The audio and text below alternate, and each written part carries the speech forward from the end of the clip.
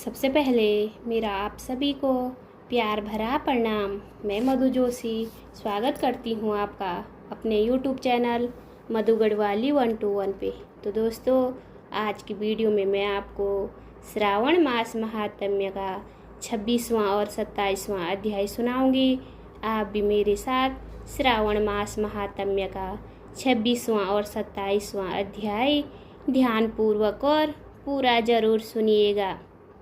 26वें अध्याय में श्रावण मास की अमावस्या का वर्णन किया गया है। भगवान शंकर सनत कुमार से बोले, अब तुम श्रावण मास की अमावस्या को क्या करना चाहिए उसके बारे में सुनो। मैंने बहुत समय पहले महाबली महाप्रक्रमी संसार विध्वंसक देवताओं को हराने वाला दुष्ट दैत्यों के साथ अपने वृषभ पर सवार होकर संग्राम किया था, परंतु महाबली और पराक्रमी वृषभ ने मेरा साथ युद्ध में कभी नहीं छोड़ा। अंधकासुर दैत्य ने एक बार वृषभ के शरीर पर तीव्र आघात किया, जिससे उसके शरीर से खून बहने लगा। केवल उसके प्राणों की रक्षा हो पाई। इस अवस्था में जब मैं दैत्य को मारने चला तो उसने मेरा साथ नहीं छोड़ा। मैंने उस समय नंदीश्वर के पराक्रम को देखा कि उसने अंधक दैत्य का अपने सींगों के प्रहार से वध कर डाला। मैं नंदी के इस कार्य से बहुत प्रसन्न हुआ और मैंने उससे वर मांगने को कहा।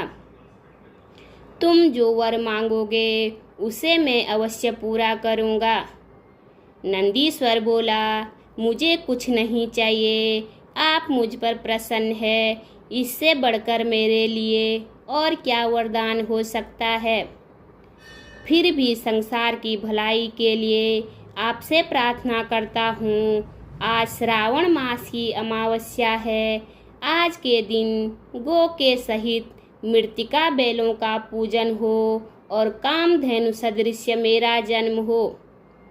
मनुष्य भक्ति द्वारा प्रत्यक्ष गो तथा बैलों का पूजन करें। गेरू से तथा धातुओं से उनके शरीर को सजाएं।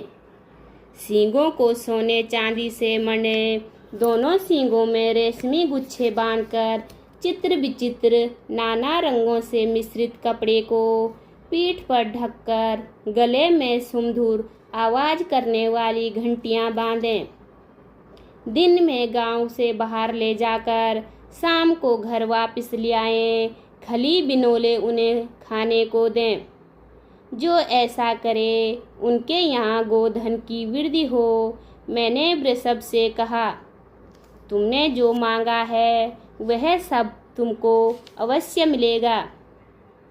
जो वृषभ आज के दिन किसी काम में न लगाया गया हो, केवल भूसा खाता हो, पानी पीता हो, उसे पोल कहते हैं।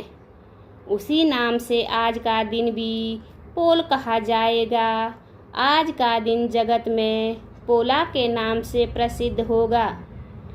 मनुष्य को आज के दिन सब इच्छाओं को पूर्ण करने वाले बैलों का उत्सव मनाना चाहिए। हे सनत कुमार, अब मैं तुम्हें कुशोपाटनी कुशाग्रहण विधि बताता हूँ। श्रावण मास की अमावस्या के दिन स्नान करके पवित्र होकर कुशोत्पादन करना चाहिए। कुश को बार बार प्रयोग करने पर भी वह शुद्ध रहता है। कुश काश, भौ दुर्वा, खस, कुंदक, गेहूं, चावल, मूंज और घास, यह कुशा के 10 वेद बताए हैं। ब्रह्मा द्वारा नैसर्गिक उत्पन्न दर्भ मेरे सब पापों को नष्ट करें, स्वास्तिक कारक हो, यह मंत्र कहकर पूर्व उत्तर के बीच ईशान कोण में मुख करके हूँ पट मंत्र द्वारा एक ही बार कुश उखाड़ना चाहिए। जिन कुशों के अग्रभाग सूखे न हो, ऐसे हरे रंग के कुश देव कार्य और जप आदि कर्म में, जड़ रहित कुश पितृ कार्य में रखना चाहिए। देव कार्य और पितृ कार्य के लिए 7 पत्र के कुछ उत्तम बताए गए हैं। मध्य में पत्र न हो, ऐसे अग्रभाग सहित आदेश प्रमाण कुश पवित्रा में रखने योग्य है। ब्राह्मण के लिए 4 कुश का पवित्रा, क्षत्रिय के लिए 3 कुश का पवित्रा, वैश्य के लिए 2 कुश का पवित्रा और शूद्र के लिए 1 कुश का पवित्रा देना चाहिए। उत्पन्न नार्थ के लिए वर्णों के लिए 2 पवित्रा होते हैं। 50 का ब्रह्मा तथा 25 का विष्टर होता है। पवित्रा को आचमन करते समय हाथ से न निकालें। विकट अग्निकारक तथा वाद्य समाप्ति पर पवित्रा को त्याग देना चाहिए। दर्भ तुल्य पुण्यदाता अन्य कोई पवित्रा पापनाशक नहीं है। जितने देव और पितृ कार्य हैं वह सब दर्भाधीन हैं। अमावस्या के दिन ऐसे दर्भों को स्वीकार करना चाहिए। यह दर्भ कभी वासी नहीं होते हैं। बोलिए शिव शंकर भगवान की जय, पार्वती माता की जय। 27वां अध्याय। 27वें अध्याय में श्रावण मास के अन्य कार्यों के बारे में बताया गया है। हे सनत कुमार, श्रावण मास में मनुष्य को जो अन्य कार्य करने चाहिए उनको सुनो। भगवान शंकर ने कहा, कर्क की संक्रांति से सिंह की संक्रांति तक सब नदियां रजस्वला हो जाती है, इसलिए उस समय नदियों में स्नान करना निषिद्ध है। समुद्र में गिरने वाली नदियों में स्नान कर सकते हैं, इसमें कोई दोष नहीं लगता। कुछ महर्षियों का कहना है कि कर्क संक्रांति से दक्षिण दिशा में स्थित भगवान अगस्त्य के उदय काल तक नदियां रजस्वला रहती है। ग्रीष्म ऋतु में भूमि पर जो नदियां सूख जाती है वे भी रजस्वला रहती है। अपने आप जिन्हें नदियों की गति 32 हाथ न हो, उन नदियों में वर्षा ऋतु में 10 दिन तक स्नान नहीं करना चाहिए। उन नदियों को नदी न कहकर गर्द शब्द से पुकारें।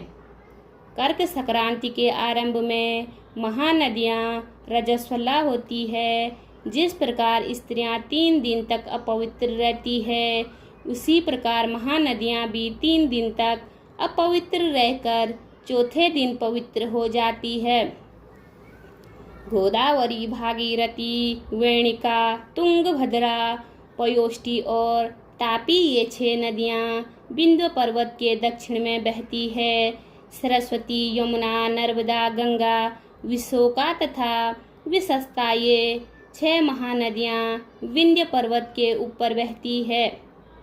कृष्णा, बंजरा, कावेरी और देविका ये 4 महानदियाँ कर्क संक्रांति पर एक दिन के लिए रजस्वला होती है। कर्क संक्रांति से गोमती नदी 3 दिन रजस्वला रहती है। सरस्वती, पल्छधारा, यमुना, भागीरथी, नर्मदा, सरयू, सिंधु, सती, चंद्रभागा ये 9 नदियाँ और नद नाम से विख्यात सोन, हिरण्य, सिंधु, कोकिल, सदतु, घगर, अर्हित ये 7 नदियाँ पवित्र रहती हैं। ये रजस्वला नहीं होती। सरस्वती, यमुना, गंगा, धर्मद्रव्या ये नदियाँ सब काल में गुप्त रजोदोष वाली होती है। ये हमेशा पवित्र रहती है। नदी के तटवासियों को रजस्वला जन्म पाप नहीं लगता। गंगा जल में रजोदृष्ट जल मिलने से पवित्र हो जाता है। श्रावणी उत्सर्ग, प्रातः स्नान, विपत्ति के समय, चंद्र और सूर्य ग्रहण के समय रजोदोष नहीं होता है। अब मैं सिंह संक्रांति पर गो प्रसव के फल को बताता हूँ। सिंह का सूर्य हो जाने पर जिसकी गो ब्याई हो उसकी 1 मास में निश्चय ही मृत्यु हो जाती है। उस समय की गो प्रसव की शांति का उपाय सुनो, जिसके करने से मनुष्य सुखी हो जाता है। उस गो को ब्राह्मण को दान कर देना चाहिए। पीली सरसों तथा शुद्ध गौ घृत द्वारा होम करना चाहिए।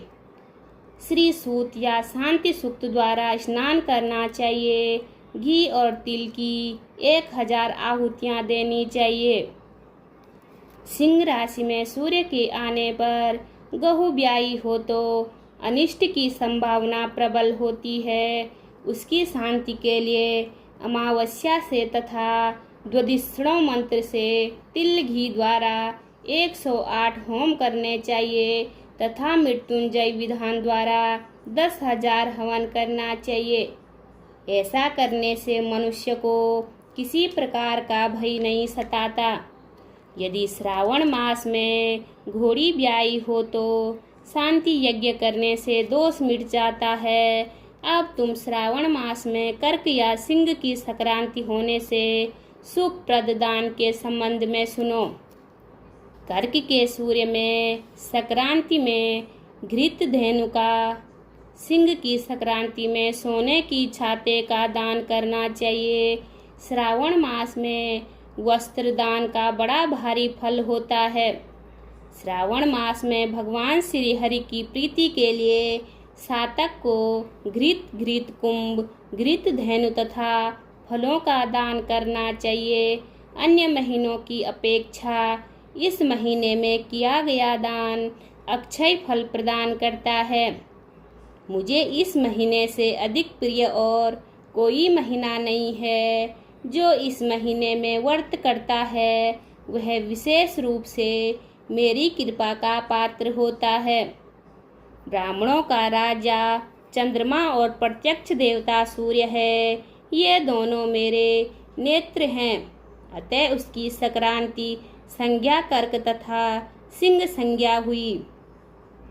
मनुष्य को चाहिए श्रावण मास में प्रातः स्नान कर शिव पूजन करें और इस मास का महात्म्य तथा कथा भक्ति के साथ पूरे मास सुनने चाहिए।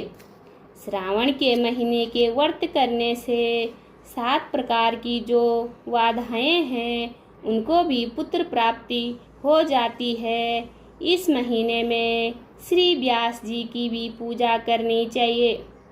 जिसने श्री वेद व्यास जी को प्रसन्न कर लिया उसने मानो मुझे प्रसन्न कर लिया।